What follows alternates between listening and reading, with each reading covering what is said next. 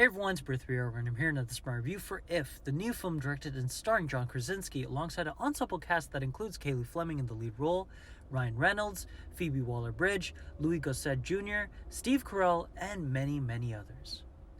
I am pleasantly surprised by this film. I gave it a 9 out of 10. It's one of my biggest surprises of this year in terms of enjoyment. I went into this movie with no expectations. I thought it was just going to be a run-of-the-mill kind of animated film, but it was really well done. I love the message of, you have to look at your life in a joyous and optimistic way and have a positive outlook and tap into that childlike wonder that you used to have when you were a kid. And it doesn't need to be just about like reigniting that kind of feeling that you had when you had an imaginary friend in your life. Just going about your life, reigniting the happiness that you once had back in the day.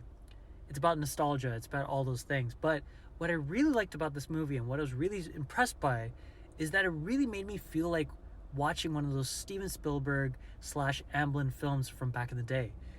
Those films were so charming and so joyous and so positive in terms of their outlooks that I really miss movies like that.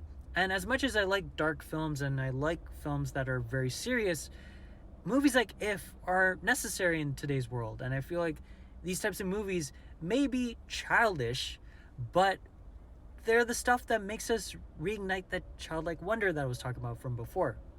And of course, this is very different from John Krasinski's past couple of films that he's directed, especially the Quiet Place films. This is a 180 turn from those movies, but I really liked what he did here. It's a very pleasant film. It's a heartwarming movie. It's one of those movies that I feel like maybe people today won't love, but I guarantee you it's going to be a cult classic and something that people will enjoy watching with their kids or with their loved ones in the near future and for years to come. The performances were very pleasant.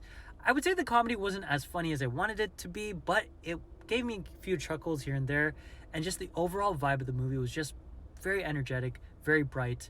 And what I really loved about this movie was the music by Michael Giacchino, and also the cinematography by Janusz Kaminski, who is a legend in his own right. And that's why I felt like watching a Spielberg film or an Amblin film here, because obviously he was the cinematographer for Spielberg's movies post 1993.